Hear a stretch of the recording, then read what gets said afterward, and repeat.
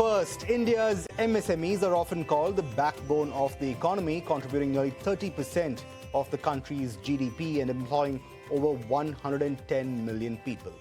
But a new report by Recordent reveals that one of their biggest challenges isn't getting business, it's getting paid.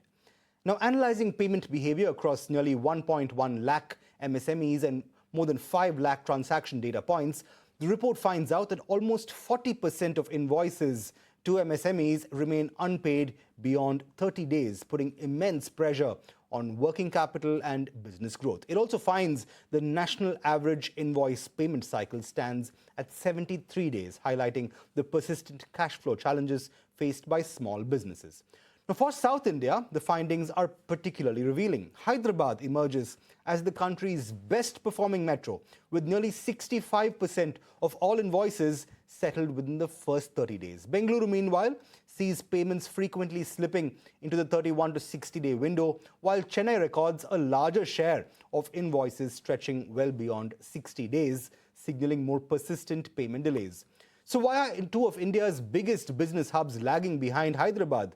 Is this a collections problem, or does it point to deeper issues in how businesses negotiate and manage credit? Joining us now to discuss these findings is Winnie Patro, co-founder and CEO of Recordent. Winnie, thank you so much for joining us on South Central. Let's start with our standout performer, Hyderabad. At least that's what your report says. The city has emerged as the strongest performing metro in your study. First of all, how does Hyderabad compare to the rest of the findings pan-India? And what is it doing differently that the others simply aren't? Hi, hello, everyone. Thank you so much for having me on the show. Coming to Hyderabad, the numbers that you've quoted, one of the things that we've observed here is the ability for small and medium enterprises in adopting technology to manage their receivables and manage collections. And we know for the fact Hyderabad and Bangalore have always been on the forefront of adopting technology. In fact, they breathe technology. So I see a strong trend that we've, especially in the last 3 years, businesses, small and medium enterprises, a family run, or the first generation, even the second generation non-entrepreneurs, all of them across started taking digital transformation, especially in terms of managing the receivables and collections, right? Has become a first priority across these organizations. And we see that as one of the major trends. In fact, for the last 3 years, a lot of organizations who work with us, who partner with us, have asked for implementation support. There's always a challenge that these organizations face. It's about aspiration to have technology, but at the same time, adoption becomes a challenge because they don't have the DNA and where and width of resources to implement it. So this collections numbers that you're quoting and the performance of Hyderabad being the top in the southern part of the country is quite evident from what we have seen on the ground in terms of using technology for managing collections and receivables.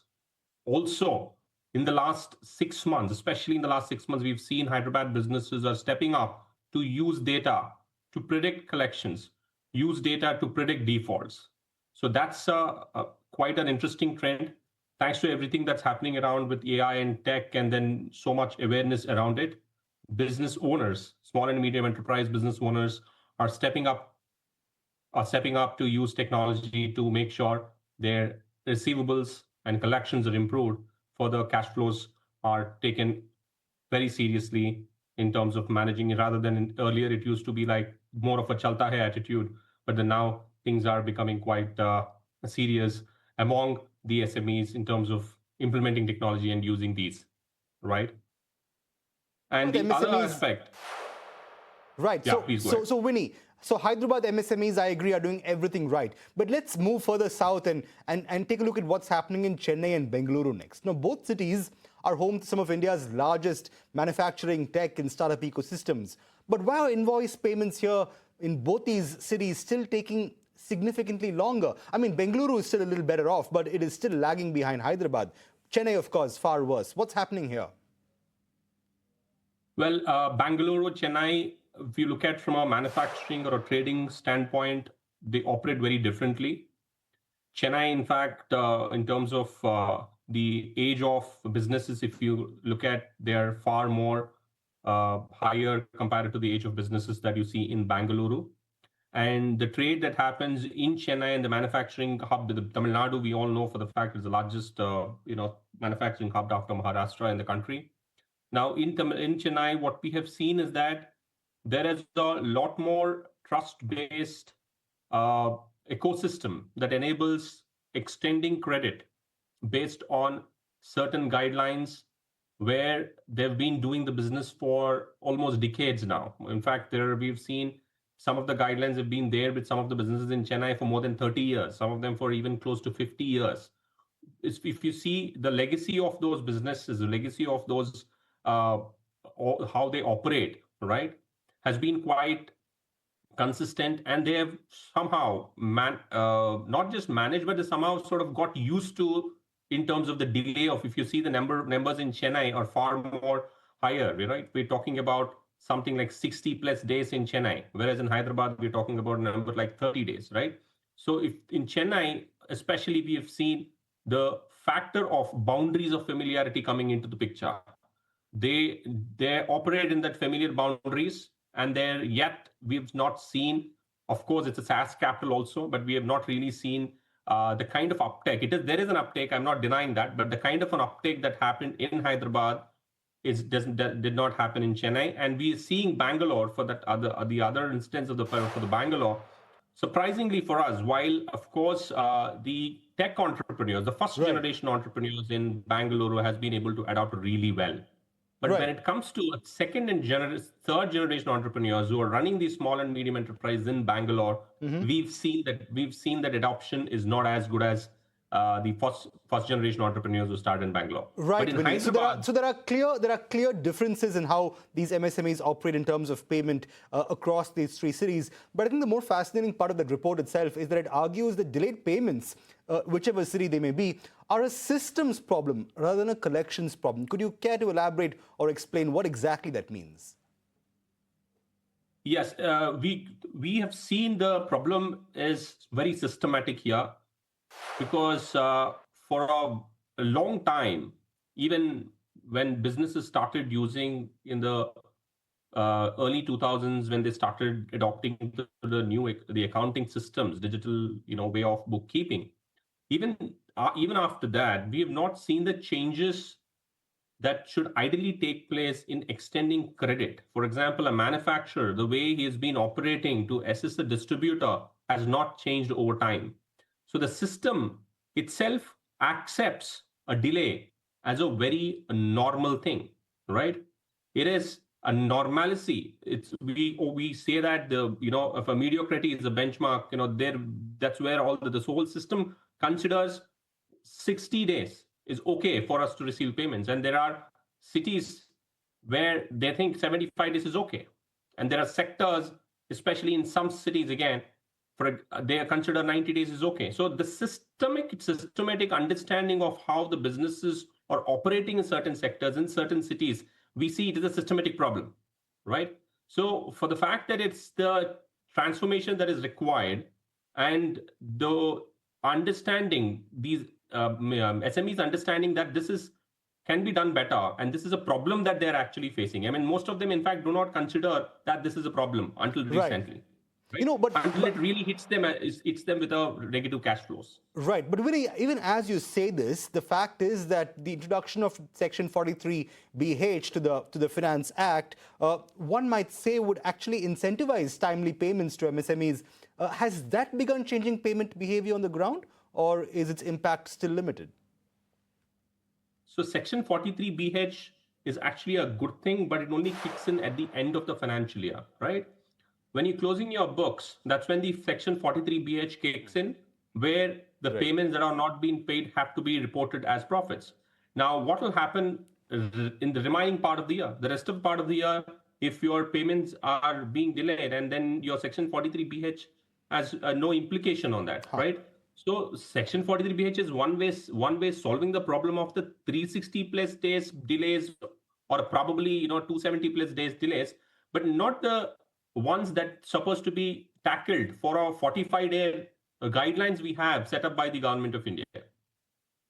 Lots to mull over and lots to change then with regard to payment cycles in India's MSME ecosystem. But the good news is that Hyderabad has done better than all states combined with regard to timely payment cycles. And that, of course, does spell great news for its MSME sector. On that note, Vinny Paru, thank you so much for joining us on South Central today and helping break down some of those insights from your report. A pleasure speaking with you.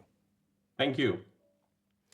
Moving on, Tamil Nadu has imposed a 3-month ban on the transport of rough stone and construction aggregates to neighbouring states, a move that could have a significant impact on the construction sector across South India. The order, which takes immediate effect, covers rough stone, crushed stone, M-sand, metal jelly and other building materials. However, supplies to Puducherry and Karaikal have been exempted. The state government says the decision is aimed at ensuring adequate availability of construction materials for infrastructure and housing projects within the state amid rising domestic demand. Authorities have also cited concerns over illegal mining, overloading of trucks and damage to road infrastructure. So while the move is expected to stabilize supplies within Tamil Nadu, it could still disrupt construction activity in neighbouring Kerala and Karnataka, both of which heavily rely on Tamil Nadu for these materials. Moving on, the Karnataka versus Tamil Nadu face-off over Cauvery water refuses to die down. The Karnataka government has said that it will challenge the Cauvery Water Regulation Committee's directive to release 3,500 cusecs of water per day to Tamil Nadu for a period of 15 days. The Karnataka side is arguing that reservoir levels remain under pressure due to subpar rainfall in the Cauvery basin. Chief Minister D.K. Shivkumar has said that the state will place its objections before the Cauvery Water Management Authority, maintaining that Karnataka cannot spare additional water at this stage. Now, for context, Tamil Nadu had initially sought a larger release, citing irrigation requirements in the delta districts of the state. But with the controversy over the proposed Mekidattu reservoir also plaguing both states, the latest chapter in these water wars runs the risk of possibly turning acrimonious yet again. My colleague Akshara joins us with more details from this development. After the CWRC's directive to ensure that the Karnataka government releases 3,000 cusecs of water to Tamil Nadu starting from 29 for 15 days, the Karnataka state government has opposed it, stating that they don't have sufficient water at the KRS to release the water to Tamil Nadu, and it has also decided to file an appeal to before the CWMA. It will be filing an appeal before the Cauvery Water Management Authority and arguing that they will not be able to release the water. At the very same time, protests have also erupted. The farmers in the Mandya and Srirangpatna and Mysuru region are staging a protest against the CWRC decision, stating that they need water for irrigation and drinking purposes, and they demanding the Karnataka state government not to go ahead and release the water for Tamil Nadu. At the very same time, the Karnataka Chief Minister D.K. Shivkumar has also held a high-level meeting with the legal experts in Delhi in order to take a next step in this particular matter. An all-party meeting is also set to be called in the coming time to ensure that what necessary steps they have to undertake in order to ensure they don't release water to the Tamil Nadu because of the low storage level at the dams here in the Mysuru region. So it needs to be seen what next step will be taken by the Karnataka state government. But at present, the Karnataka state government has filed an appeal before the CWMA, telling them that they won't be able to release water to the Tamil Nadu. And speaking of face-offs, there's a legal one right up ahead involving Uber and the Karnataka government. Now, the ride-hailing giant has moved the Karnataka High Court, challenging the constitutional validity of the Karnataka Platform-Based Gig Workers Act of 2025. Uber is questioning the rules framed under the law, the constitution of the Welfare Board, as well as the notices directing platforms to pay a welfare fee for gig workers. The court has taken note of Uber's petition and granted the company the same interim protection granted earlier to other platforms itself. Now, this means that no coercive action will be taken, but only for the moment. The case could have far-reaching implications for gig worker welfare and may well shape how app-based platforms are regulated across the country. And staying with more news from the tech platform space, restaurant owners in Bengaluru are up in arms against food delivery platforms Swiggy and Zomato, alleging that both aggregators are engaging in unfair business practices through high commissions, unannounced mandatory discounts, and restrictive contract terms. Now, restaurateurs claim that these practices are squeezing margins and making it increasingly difficult to remain profitable. The complaint also raises concerns over the lack of transparency in pricing and platform policies. The move, remember, comes amid growing scrutiny of India's food delivery ecosystem, with restaurants demanding a more level playing field as competition is on the rise. Akshara joins us again with an update on this situation. The Bengaluru Restaurant Owners Association have threatened to boycott Swiggy and also threatened of a citywide shutdown of restaurants starting from August 15th, citing high commissions and also discounts that are being put forth by the Swiggy on their platform. They are stating that these measures are being undertaken by the Swiggy, the high commissions, the deep discounts, without the consent of the hotel owners, and this is causing the hotel owners a loss. So keeping this in mind, they have threatened the Swiggy of boycott and also stated that they will be going ahead with the city-wide shutdown of all the restaurants here in Bengaluru. They are stating that if there is a 1 lakh amount of that has been made by the restaurant, nearly 40,000 is lost and the remaining amount goes to the hotel association. So they are facing a loss because of the policy measures of the Swiggy. So keeping this in mind, they are demanding the Swiggy to ensure that they have meetings with the hotel owners association, and once this meeting is done, they are seeking transparent business that is said to be taking place, and also they are also stating the fact that they need to have a relationship manager, so that this relationship manager goes ahead and talks and holds talks with the hotel owners association, so that they have a transparent business and ensure that both are benefited. And now the main reason why they are doing it is the business policy of the Swiggy. They are stating the high commissions and also the discounts that are being offered by the Swiggy is done without taking the consent of the hotel owners, so they are facing a loss. So keeping this in mind, they have put forth this demand, and we have to wait and watch what the response of the Swiggy will be regarding this matter. Right, shifting focus to Andhra Pradesh next. The state has recorded a sharp jump in renewable energy capacity addition, commissioning close to 3.87 gigawatts in FY26. Now that's nearly 4 times the 1.09 gigawatts added in just the previous fiscal. The surge comes as the state pushes ahead with plans to attract a whopping 10 lakh crore rupees in clean energy investments by 2029 and build one of India's largest renewable energy ecosystems. The sharp spike has State Electronics Minister Nara Lokesh calling the turnaround remarkable, crediting investor-friendly policies, faster approvals, and renewed confidence among developers. Andhra, remember, has set a target of developing 72.6 gigawatts of renewable energy capacity by 2030, with major investments spanning solar, wind, pumped storage, and green hydrogen. And in Hyderabad, Police Commissioner V.G. Sajanar has sent out a cyber fraud alert warning applicants of Telangana's new Indirama housing scheme to beware of fake calls, fraudulent websites and phishing links in connection to the scheme. Now, the warning comes even as the state has begun the process of collecting 10,000 rupees per applicant as earnest money deposits. Police officials have clarified that there are no brokers or middlemen in the scheme and have urged beneficiaries to not share bank details, OTPs, or even click on suspicious links or EPK files received through WhatsApp. Moving on, Kerala Chief Minister V.D. Satheesan will hold talks with trade unions on the implementation of the Centres for Labour Codes. The development comes even as the state wants to build consensus among strong opposition from worker organizations.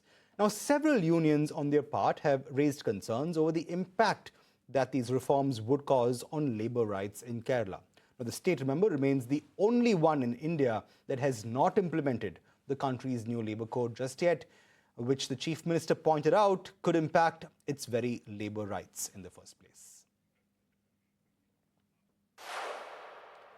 And before we end, actor turned politician Vijay announced his political plunge in 2024. Could 2026 now be the year of actor Dhanush? Now, a few days ago, the Kollywood A-lister threw a very public birthday celebration that turned out to be somewhat of a political rally. At least, that's what many observers are pointing out. Dressed in a white shirt and white veshti, the 43-year-old addressed thousands of fans and just stopped short of actually announcing a political plunge. What he did, however, was engage in plenty of innuendo that seemed to signal an eventual debut in politics. For instance, he spoke to his fans to engage in more public welfare and about the power of unity. Dhanush also steered clear of explicitly taking on the political establishment. Well, You never know. But you can watch this package to find out more about that possible political plunge and that very public celebration. Has Dhanush just hinted at entering politics? That's the question fans are asking after the actor's latest public appearance sparked fresh speculation online.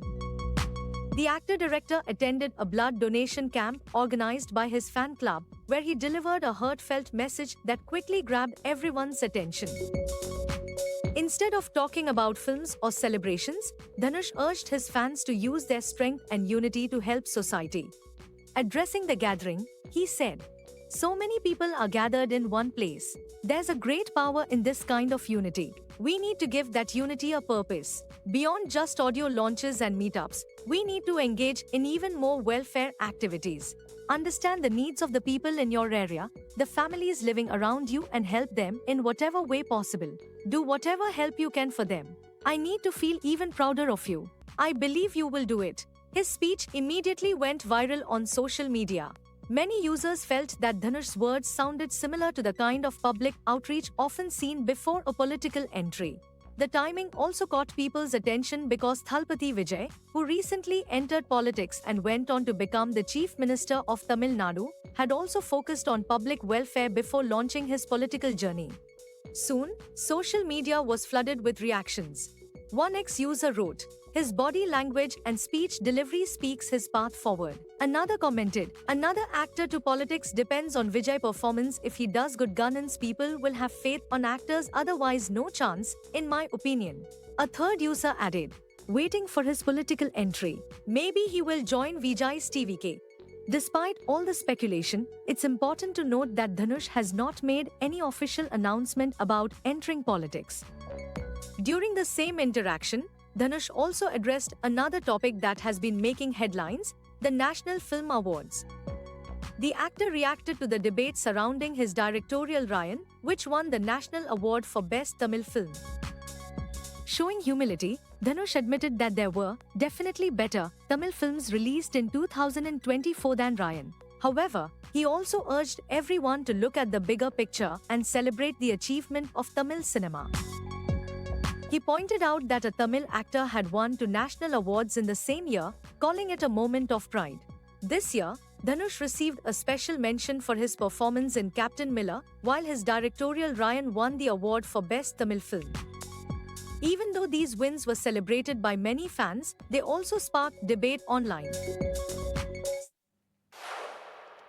Well, you never know, another actor turned politician might well be in the offing. But on that note, it's a wrap from all of us right here in South Central. Thanks so much for watching. We'll be back same time, same place tomorrow with more news and updates from South India. But for the moment, it's goodbye from us.